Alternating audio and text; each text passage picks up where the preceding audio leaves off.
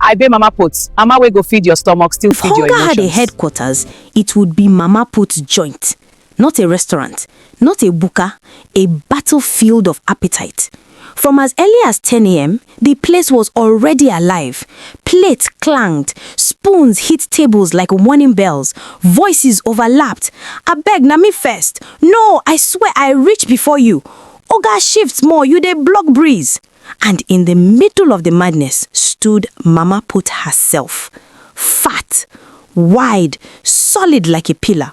Her wrapper never stayed straight. Welcome. Her apron Fresh always today. had oil Smells stains that wonderful. told One stories bowl, of egusi, eforiro, ogbono, and pepper soup. Sweat glistened on her forehead, but her eyes were sharp. Eyes that could measure hunger without asking questions. People hailed her like royalty. "Mama we sabi belly language. Mama, na only you understand hunger. Queen of food." Even big men in suits packed their cars far away, loosened their ties, and trekked down just to buy food. Lawyers, bankers, politicians, nobody was too big to queue. And the queue? It was war. Plates flew when someone tried to cheat. One day, rice landed on someone's shoe. Another day, a ladle nearly became a weapon. Mama Put only laughed. She would say, "Hunger no dey hear grammar." But that afternoon, as she scooped meat into a trembling plate and looked up at the crowd, she smiled strangely and muttered, "Na never see anything yet." Nobody knew that Mama Put's food was about to turn this noisy joint into a place nobody would ever forget. By 12 noon, the place was madness. The queue twisted like a snake with anger issues.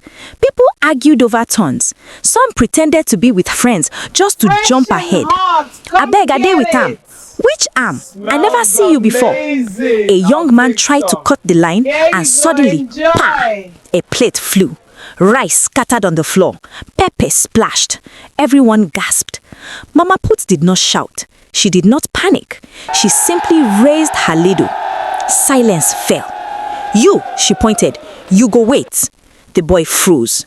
Waiting at Mama Put's joint was worse than punishment. Hunger became louder. Your stomach betrayed you publicly.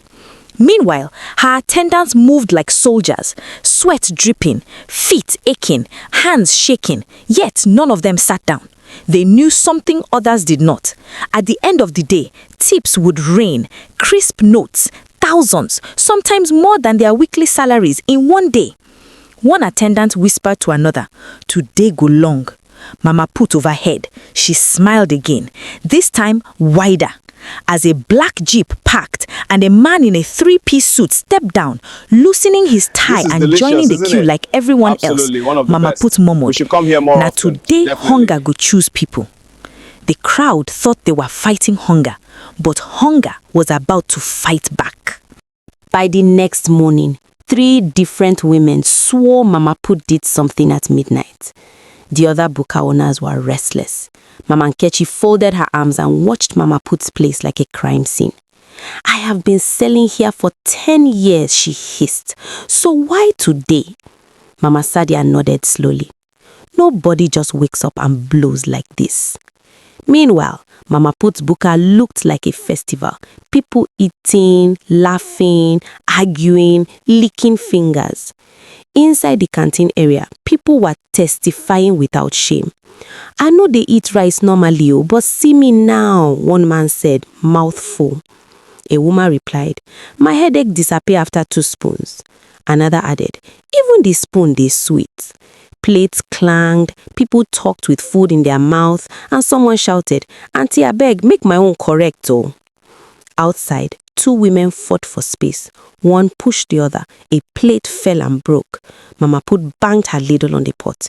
"If una fight again, I go lock gates." Everyone behaved immediately. Hunger humbled all of them. That night, Mama Nkechi whispered, "I know one Baba." Mama Sadia swallowed hard. "Let us go." And just like that, jealousy entered the spiritual realm. The day Mama Put's buka caused traffic, the street knew something was wrong. Cars parked everywhere, on the road, beside gutters, even in front of angry neighbors' gates. A man in a suit argued with a keke rider over whose turn it was. Mama Put sat in front like a boss, counting money, shouting orders, scooping food, and scolding people all at once. If you rush me, you no go get meat. Inside, people were no longer just eating, they were analyzing life. Since I chop here, my boss smiled today, one man said. Another replied, my wife greets me gently this morning. Laughter followed, but suspicion stayed behind. Far away, Mama Nkechi and Mama Sadia sat before a spiritualist whose eyes looked tired of life. We want charm to sell food, Mama Nkechi said boldly. The man nodded slowly. It will work, but sacrifice is needed. Mama Sadia froze when he smiled at her. By the time they left, her life had entered a different chapter entirely. Back at the buka, Mama Put sneezed and said, God, I beg. She did not know 2 grown women were ruining their destinies because of her steal. One afternoon, a strange rumor started flying. It started as a whisper near the gutter. 2 boys, barefoot and bored, claimed they were playing football behind the buka when Mama Put suddenly chased them away and bent down near her table. That was enough. The story grew legs immediately. By evening, people were saying she buried something wrapped in black nylon. Others upgraded it to red cloth. One woman even swore it was a goat head, fresh, with eyes still open. Mama Put noticed the strange behavior the next day. People were buying food, but watching her hands closely. Some were chewing slowly, staring at the ground. A man pretended to drop his spoon just to look under the table. Mama Put caught him. Are you all right? She asked. The man laughed nervously. I just wanted breeze. Meanwhile, rival buka owners were losing sleep. Mama Nkechi poured hot soup on the floor and muttered prayers. Mama Sadia refused to cook until midnight, insisting it was spiritual timing. One evening, both women followed Mama Put quietly when she closed shop early. She walked normally, greeting people, stopping to argue with a pepper seller, then returned to her stall briefly and bent down. They gasped. She confirmed, Mama Nkechi whispered. That thing's strong, Mama Sadia replied. That night, WhatsApp voice notes flooded phones. Avoid her food, oh. But it's sweet, Sha. Just pray before you eat. Mama Put slept soundly, snoring heavily, completely unaware that her plastic chair had become an altar in people's minds. By the time suspicion settled on Mama Put, it did not sit quietly. It spread. It entered mouths, stomachs, and even common sense. People were no longer just eating. They were monitoring themselves while eating. Every swallow came with a pause. Every burp came with fear. Someone chewed meat slowly and suddenly stopped, staring at the plate like it had spoken back. The madness truly started one afternoon when a man jumped up from his chair and shouted that he saw a cockroach in his rice. Chairs screeched, plates fell, grown men spat food back into nylon like their lives depended on it. One woman screamed and slapped her plate away. Mama Put almost fainted. Then the man burst into laughter and admitted he was joking. Silence followed. The kind of silence that considers murder. Mama Put chased him with a ladle while everyone stood there, hungry, angry, and confused about whether to continue eating. From that day, fear lent speed. Another customer held his stomach and groaned loudly, claiming his stomach was turning because of the food.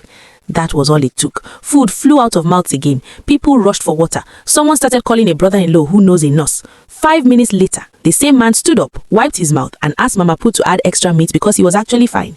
That was when people knew something was wrong. Not with the food, but with them. Some did not wait to confirm anything.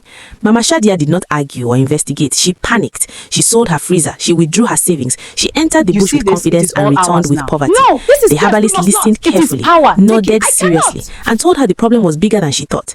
Before Shadia could ask questions, her money had already found a new owner. She returned to the street lighter, quieter, and suddenly allergic to gossip. Meanwhile, Others chose surveillance over sacrifice. They watched Mama Put closely, too closely. They noticed she disappeared behind the buka with a cooler more often than necessary. They noticed the drinks were always cold, always, even when there was no light for days. That was when whispers turned into conclusions. That inner place behind the wooden partition became suspicious by existence alone. The moment Mama Put stepped away to settle an argument about who came first, 3 people moved. Quickly, like destiny had been waiting, they slipped behind the buka, pushed past the narrow space, and stood before what they believed was the heart of the mystery. The cooler was there, big, white, innocent looking. Hands shook as the lid was lifted slowly, carefully, respectfully, like it might bite. What they saw did not chant, it did not glow, it did not threaten. It was ice. Blocks of ice, bottled drinks, sachet water, cold, simple, obedient ice. Silence swallowed them. The realization came slowly, painfully, embarrassingly. This was not juju. This was business sense. Mama Put's voice cut through the air from outside. Who opened my inner cooler? If my ice melt, una go pay. They scattered like thieves who stole nothing but shame. Later that evening, Mama Shadia stood across the road staring at Mama Put's buka. She counted in her head the money she lost, the fare she bought, the foolishness she rented. She shook her head slowly. Now hunger and boredom almost finish us. And yet, the crowd still came, because now they were afraid of the food for the wrong reasons, and the real truth was still waiting. After the cooler matter scattered like dry leaves, people finally began to notice something they had ignored all along. Mama Put did not just cook food, she walked the street. Every morning, before the first customer arrived, she spread yesterday's newspapers neatly on a wooden board beside her store. Not to read politics, but to start arguments. One man would shout about fuel price, another would analyze headlines like a professor. Mama Put would lean on her ladle and join them. So you think say na today wahala start? She would ask, shaking her head. Laughter would break out, and people who came angry would forget why they were vexed. Above her buka wall, she pinned handwritten football match scores from the night before. Arsenal fans gathered there like church members. Manchester United supporters came only to argue. Mama Put always updated the scores correctly. I dey stir soup and watch match at the same time, she would brag. Arguments lasted longer than the food itself. On another wall, she pasted printed Z World story summaries with pictures she begged from a viewing center. Women stood there after eating, gossiping happily. Mama Put joined them too. That woman too wicked, she would say, pointing with her spoon, but the husband a correct fool. The women screamed with laughter, plates forgotten. For children, she printed cartoon images with her own money and taped them to plywood. Kids dragged their parents there. Mama Put bent down and asked serious questions. You finish your food? Only then would she allow them point at SpongeBob or Tom and Jerry. Parents realized they were staying longer and enjoying it. Slowly, discoveries were made. People noticed that strangers now argued like friends. Men discussed football instead of bills. Women laughed instead of complaining. Some people stayed long after eating, just listening. One man confessed quietly that this place was the only spot he felt light after losing his job. Another woman said she used to cry every evening until she started coming to sit there and talk nonsense with people. Mama Put pretended not to hear all that. She just kept serving. Inside the canteen, quotes appeared on the wall. Hunger no dey hear grammar. Clean pot pass loud prayer. People took pictures beside them until Mama Put chased them. Shift abeg now, na restaurants be this, no be studio. When someone finally asked, Auntie, all this one na sacrifice, Mama Put wiped sweat from her face and laughed loudly, her whole body shaking. If people no dey happy, food no go digest. That evening, as the sun set, she sat in front again, fat, tired, satisfied. Children argued over cartoons, men shouted football analysis, women debated Z World, plates clanged, cars parked anyhow. Mama Put counted her money slowly and Welcome. smiled. Fresh stew No be today. juju, Smells she wonderful. said. One bowl, Na please. people. Here you are. And for once, the whole street understood exactly what she meant. Thank you for watching. Please like and follow for more amazing stories.